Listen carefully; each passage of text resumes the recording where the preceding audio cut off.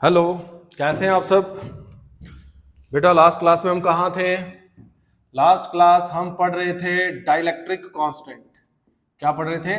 Dielectric constant, या उसी को बोलते हैं relative electrical permittivity. Relative electrical permittivity. इधर ध्यान देना है। कहाँ पहुंच गए थे हम पहुंचे थे एफ अपॉन एफ एम किसके बराबर? Epsilon upon epsilon not. Epsilon upon epsilon not और किसके बराबर? के आर एप्साइलन आर। यहीं तक थे बेटा। अब ध्यान से, पीछे मैंने कुछ कंसेप्ट बताए थे वो भी बता रहा हूं। एप्साइलन आर को बोलते हैं क्या? Relative electrical permittivity of the medium, या it is also called as dielectric constant. क्या बेटा? के ऑफ द मीडियम। ठीक है, पहले यहां तक पहुंच चुके थे। अब लिखिए वेयर, अब लास्ट में भी मैंने बताया, लास्ट वाली क्लास में यहां तक बता दिया लेकिन फिर भी बता देता हूं। लिखिए where epsilon R is the relative electrical permittivity of the medium. Where epsilon R is the relative electrical permittivity of the medium. Full stop. लिखिए it is also called as, लिखिए it is also called as dielectric constant of the medium. It is also called as dielectric constant of the medium. Full stop. एक line छोड़ के अगर इस concept से लिखूं तो हम लिख सकते हैं कि किसके बराबर? Epsilon upon epsilon not. यहां से डेफिनेशन आएगी मेरा बच्चा किसकी? डाइलेक्ट्रिक कांस्टेंट की। किसकी? डाइलेक्ट्रिक कांस्टेंट की। तो डाइलेक्ट्रिक कांस्टेंट किसके बराबर है? एप्सिलॉन बटा एप्सिलॉन नॉट। जब कोई चीज डिवाइड में होती है हम उसको बोलते हैं क्या? रेशियो। तो सुनिए, हेंस क्या भाई, पहले हिंदी में सुनिए ध्यान से। डाइलेक्ट्रिक कांस्टेंट क्या है? Is defined as the ratio of क्या? Absolute permittivity of the medium to the absolute permittivity of the free space. तो लिखिए ध्यान से, hence comma dielectric constant is defined as the, hence comma dielectric constant is defined as the ratio of, is defined as the ratio of absolute permittivity of the medium, is defined as the ratio of absolute permittivity of the medium to the absolute permittivity of the free space. Full stop. Okay? उसके बाद जो K है इसकी value depend करेगी nature of medium. और next जो K है, देखो एप्सिलॉन का यूनिट भी क्या आएगा? कूलम स्क्वायर न्यूटन इनवर्स पर मीटर स्क्वायर बटा कूलम स्क्वायर न्यूटन इनवर्स पर मीटर स्क्वायर। दोनों का यूनिट सेम, कट जाएगा। इसका मतलब जो K है उसका ना डायमेंशन है और ना ही उसका यूनिट है। अगर यूनिट नहीं है तो डायमेंशन भी नहीं होगा। ओके, कंसेप्ट में इसके बाद बता रहा हूं, पहले मैं इसको कंप्लीट कर रहा हूं। ठीक है, तो इधर लिखिए एक लाइन छोड़ के, the value of K depends on the nature of medium. The value of K depends on the nature of medium. और लिखिए, लिखिए K is unitless and dimensionless. K is unitless and dimensionless। इधर मेरे बच्चा, अब जो कंसेप्ट मैंने Coulomb's law में बताया था उसके ऊपर ध्यान देना है। ठीक है, और इनको एक साइड पर, कॉपी के ऊपर व्हाइट पेज होता है ना छोटा सा, वहां लिख लेना है। ठीक है, यहां क्वेश्चन के अंदर नहीं लिखना है। यहां क्वेश्चन आपका डाइलेक्ट्रिक कांस्टेंट वाला क्या हुआ? कंप्लीट। लेकिन जो कंसेप्ट है वो बता रहा हूं मेरे बच्चा। पहले पीछे मैंने डायरेक्ट बताया था, यहां ये प्रूफ हो गया। देखिए किसके बराबर था? F upon F M. क्या भाई? एप्सिलॉन अपॉन एप्सिलॉन नॉट किसके बराबर? के, या एप्सिलॉन आर के। यही है। तो मेरे बेटा मैं यहां से ये लिख सकता हूं के किसके बराबर? Epsilon upon epsilon not. तो मेरे बेटा अगर यहां से एप्सिलॉन निकालना होगा ये इधर आ जाएगा। तो मैं लिख सकता हूं एप्सिलॉन किसके बराबर? एप्सिलॉन नॉट के बराबर। ठीक है, ये कॉपी के ऊपर जो व्हाइट पेज है मैंने अभी बताया, जो वहां भी आप लिख रहे हैं ये ऊपर टॉप पर छोटा सा, वहां कंसेप्ट लिखना है, क्वेश्चन में मत मिक्स करना भाई। ठीक है, और यही मैंने कूलम्स लॉ में आपको बताया था। एप्सिलॉन किसके बराबर? एप्सिलॉन नॉट के बराबर। और के क्या होता है? Dielectric constant. अब देखो मैं इसको ये भी लिख सकता हूं, एप्सिलॉन आर किसके बराबर? Epsilon upon epsilon not. तो यहां से एप्सिलॉन की वैल्यू निकलेगी, इधर मल्टीप्लाई। तो मेरा बेटा इसके ऊपर भी न्यूमेरिकल आएगा, आगे इसके ऊपर भी आएगा। एप्सिलॉन किसके बराबर? Epsilon naught epsilon R. Okay तो ये ऊपर कंसेप्ट लिख लो मेरे बच्चा, ये यहां से आया था। और कूलम्स लॉ में मैंने बताया था एप्सिलॉन किसके बराबर, एप्सिलॉन नॉट के बराबर। और आज एक नया सीख लिया, एप्सिलॉन किसके बराबर, epsilon naught epsilon R. Okay ये उधर टॉप पर लिख लेने हैं, ठीक है। क्वेश्चन में मत मिक्स करना भाई। लिखिए नेक्स्ट, देखो डाइलेक्ट्रिक कांस्टेंट की बात चल रही है। डाइलेक्ट्रिक कांस्टेंट फॉर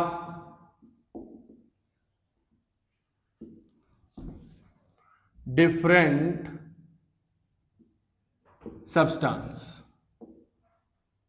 मैंने कहा था डाइलेक्ट्रिक कांस्टेंट की वैल्यू डिफरेंट होती है फॉर डिफरेंट सब्सटेंस। तो क्या dielectric constant for different substance. Okay मेरे बेटा, मैं बोर्ड के हिसाब से बना रहा हूं, आपने कॉपी के हिसाब से बना लेना। ओके मेरे बच्चा, और शेयर सब्सटेंस है यहां नंबर 1 2 3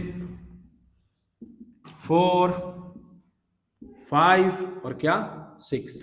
आपने अपने हिसाब से कॉपी के हिसाब से बना लेना। ओके फर्स्ट आता है फॉर वैक्यूम, के की वैल्यू होती है 1।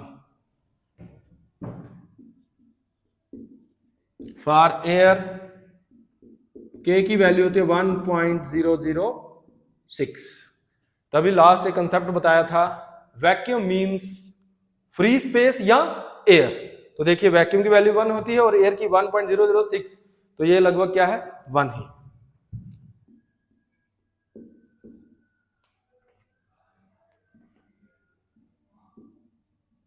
फॉर ग्लास के की वैल्यू होती है 3 to 4, आप 3 भी डाल सकते हैं 4 भी।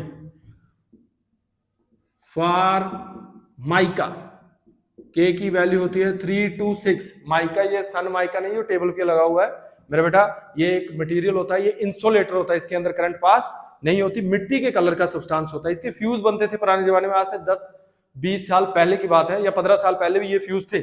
आज के ये फ्यूज काम में नहीं आ रहे। आप गूगल के ऊपर सर्च मारिए माइका, ठीक है, ये वाला, मतलब ये सोचोगे वो टेबल के ऊपर लगा हुआ सन माइका, वो नहीं है ये मेरे बेटा। फॉर वाटर के इज इक्वल टू 81 और फॉर मेरा बेटा मेटल के इज इक्वल टू इंफिनिटी।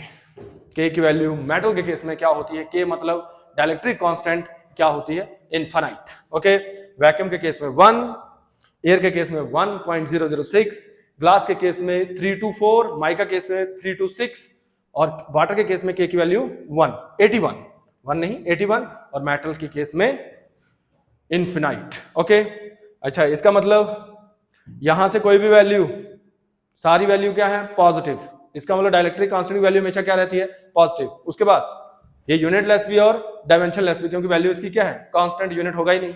तीसरा, इसकी मिनिमम वैल्यू किसके लिए है, वैक्यूम के लिए, कितनी 1। मैक्सिमम किसके लिए, मेटल के लिए, कितनी इनफाइनाइट, इन्फिनिटी बोलते हैं इनफाइनाइट। और ध्यान रखना जो डाइलेक्ट्रिक कांस्टेंट है किसी भी सब्सटेंस का, वो डिक्रीज करता है with the rise of temperature, with the rise of temperature. पहले ये लिख लेना है, dielectric constant for different substance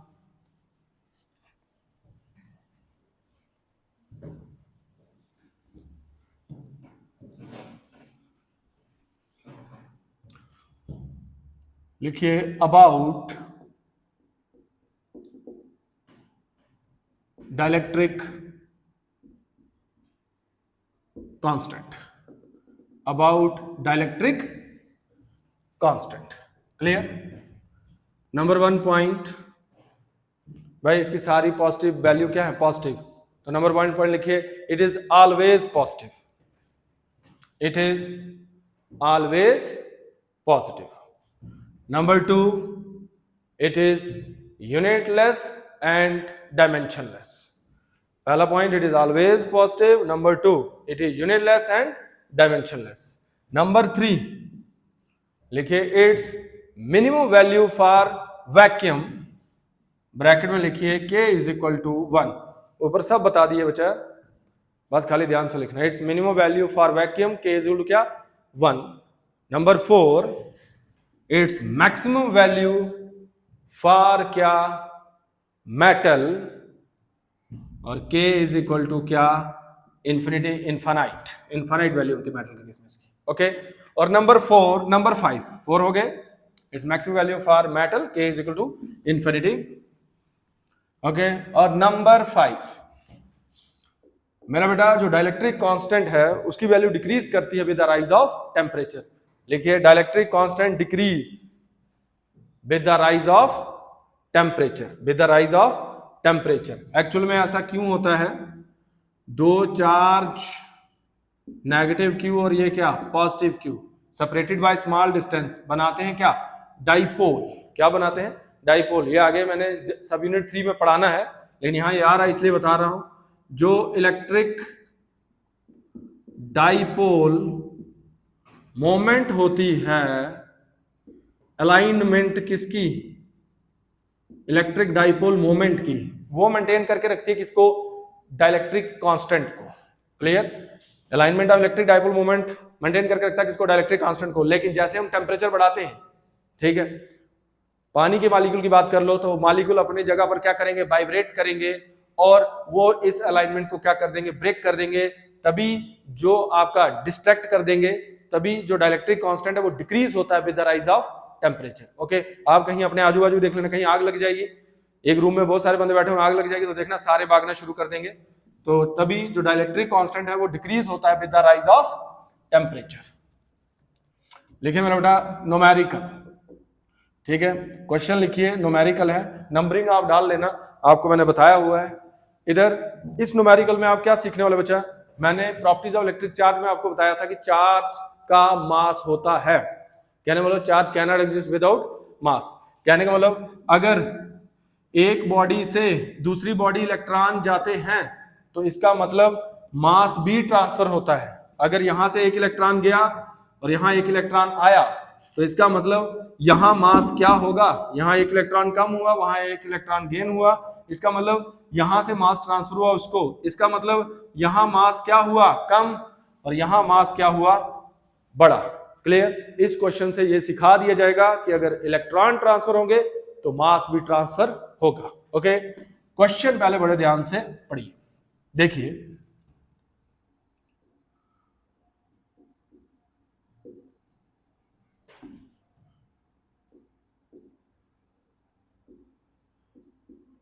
a polythene piece rubbed with wool is found to have negative charge 3.6 into 10⁻⁷ coulomb. ठीक है, एक पॉलीथीन पीस को रब किया किसके साथ, वूल के साथ, is found to have negative charge. इसका मतलब पॉलीथीन पीस ने गेन किए हैं इलेक्ट्रॉन और वूल ने क्या किए हैं, लॉस किए हैं। ठीक है, दो पार्ट हैं, पहला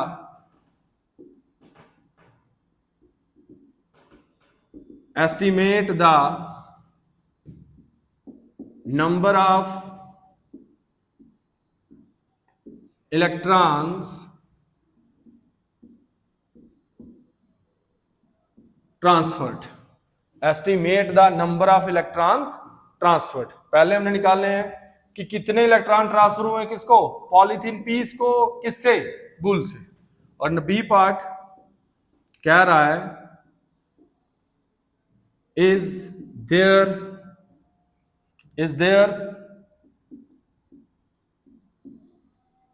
ट्रांसफर ऑफ मास, कह रहा है क्या, मास ट्रांसफर हो रहा है। देखिए भाई, पॉलीथीन पीस के ऊपर नेगेटिव चार्ज आ रहा है, इसका मतलब पॉलीथीन पीस गेन कर रहा है इलेक्ट्रॉन और वूल क्या कर रहा है, लॉस। इसका मतलब जो इलेक्ट्रॉन आएंगे वो वूल से किसको आएंगे, पॉलीथीन पीस को।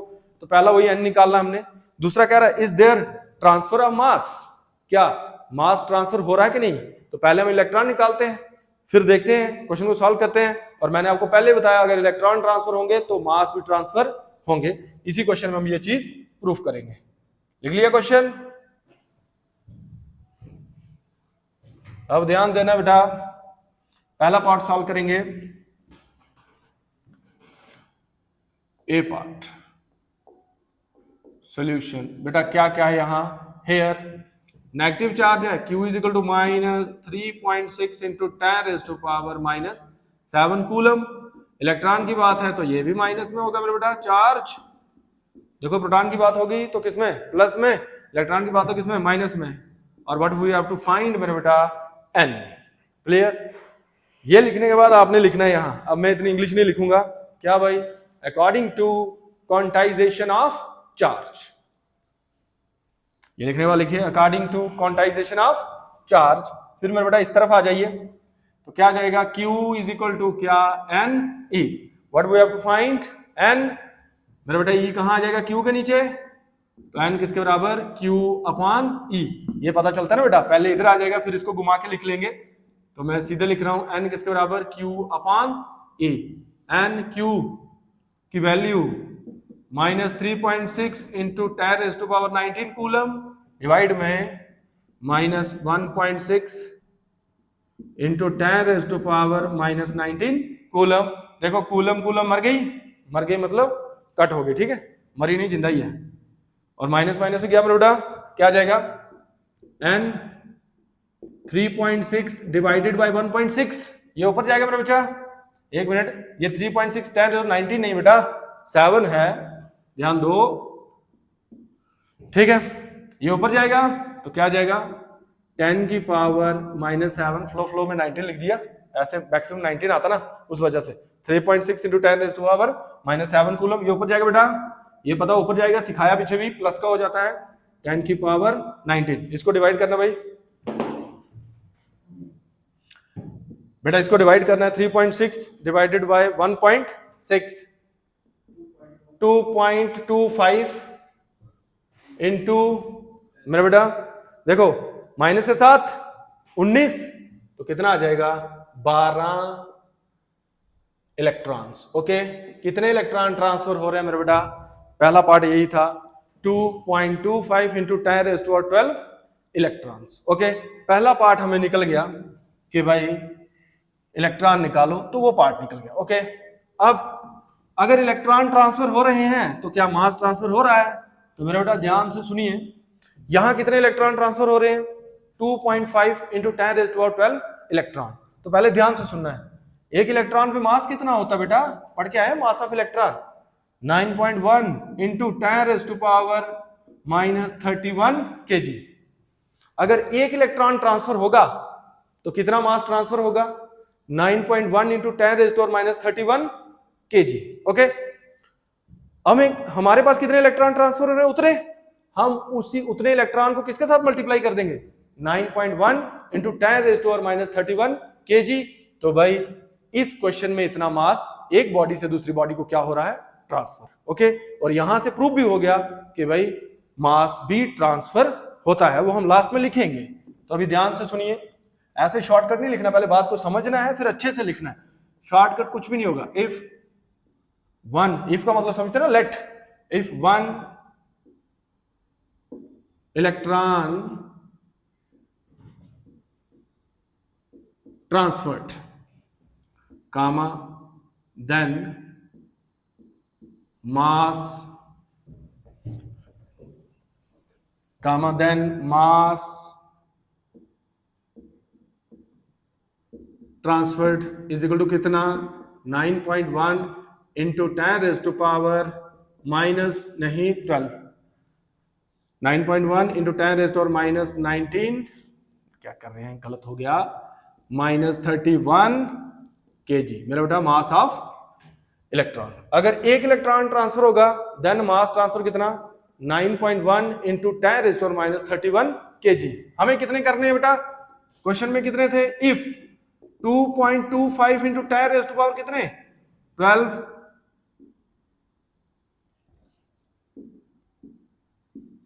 इलेक्ट्रॉन्स इज ट्रांसफर्ड, लिखिए कामा देन, लिखिए आगे, if 2.25 into 10⁻12 electron is transferred, लिखिए comma then mass transferred is given by, comma then mass transfer is given by, लिखिए 2.25 into 10 raised to power 12 into 9.1 into 10 raised to power minus 31 kg। तो क्या आ जाएगा 2.25 into 9.1 बेटा क्या आ जाएगा 10 की power 12 into 10 की पावर minus 31 kg। करो मल्टीप्लाई इसको 20.47 बस इतना ही लिखेंगे बेटा। यहां 12 और यहां माइनस 31 तो कितने बचे हमारे पास 11 और 19 प्लस के कि माइनस के, तो माइनस के। ये मेरा बेटा इतना मास ट्रांसफर होगा जब इतने इलेक्ट्रॉन एक बॉडी से दूसरी बॉडी जाएंगे। इसका मतलब भाई मास ट्रांसफर हो रहा है, मैंने पहले भी आपको बताया, तो साथ में लिख देंगे नीचे hence there is a transfer of mass, hence there is a transfer of mass. Okay, बहुत आसान है फिजिक्स भाई, कोई मुश्किल नहीं, बस इसकी फीलिंग को समझना है, फिजिक्स की फीलिंग को समझना, मेरी नहीं, मेरी कोई समझ लेगा, ठीक है। तो इधर बस फिजिक्स के साथ दिल लगाना, बहुत मजे की चीज है। लिखिए नेक्स्ट क्वेश्चन, लिखिए calculate charge on, calculate charge on Fe26 56 nucleus. ठीक है, देखिए भाई आपको इस तरह का मैंने क्वेश्चन करवाया था, Cu प्लस या ऐसे Cu प्लस प्लस, लेकिन इस तरह का नहीं था। तो अगर इस तरह क्वेश्चन आ जाए फिर परेशान हो जाएंगे भाई कैसे निकलेगा। तो क्या कैलकुलेट चार्ज ऑन, कौन है ये, आयरन का न्यूक्लियस है, 26 इसका क्या है एटॉमिक नंबर, 56 इसका क्या है मास नंबर। एटॉमिक नंबर का मतलब होता है number of protons present inside the nucleus, it is also defined as the number of electron revolving around the nucleus. लेकिन हम यहाँ प्रोटॉन की बात करेंगे, एटॉमिक नंबर से देखेंगे। तो मेरा बेटा बहुत आसान, ध्यान दो, इधर 2 मिनट में क्वेश्चन सॉल्व। इधर हेयर बेटा क्या निकालना है, चार्ज क्यों निकालना है। तो देखिए n कितना है यहाँ 26, अब देखिए यहां प्रोटॉन की बात है तो प्लस में आएगा, और what we have to find, we have to find Q। बहुत आसान, ठीक है। लिखिए, वो लिखेंगे आप लोग यार, वो इतना क्या लिखता रहूंगा मैं बार बार, ठीक है। अकॉर्डिंग टू क्या, quantization of charge, according to क्या, क्वांटाइजेशन ऑफ चार्ज। तो क्या आ जाएगा Q किसके बराबर, NeQ, N कितना भाई 26, E कितना, क्लियर भाई, प्लस में क्यों है प्रोटॉन। हम इलेक्ट्रॉन का भी केस ले सकते हैं, कोई बात नहीं, चार्ज के साथ माइनस आ जाएगा, आंसर में कोई चेंज नहीं होगी। इसलिए हम प्रोटॉन ही क्यों लिया, क्योंकि हम हमेशा पॉजिटिव चीज लेते हैं, ठीक है। और यहाँ एटॉमिक नंबर जो होता है वो प्रोटॉन के हिसाब से डेफिनेशन होती है। तो आप बोल सकते हैं सर माइनस क्यों नहीं, तो मल्टीप्लाई करिए कितना 41.6 into 10 raise to power 19 coulomb, ये मेरा बेटा इसका आंसर। ओके, इसके साथ अभी हम कुछ और न्यूमेरिकल करेंगे, कूलम्स लॉ पढ़ा है उसके ऊपर भी 2-3 न्यूमेरिकल आएंगे, फिर हम आपका नेक्स्ट टॉपिक शुरू करेंगे। इसके बाद आपके 3 टॉपिक बच गए हैं, लेकिन पहले कूलम्स लॉ के ऊपर न्यूमेरिकल, इसके ऊपर अभी और 1-2 न्यूमेरिकल खत्म करेंगे, फिर हम आगे बात करेंगे।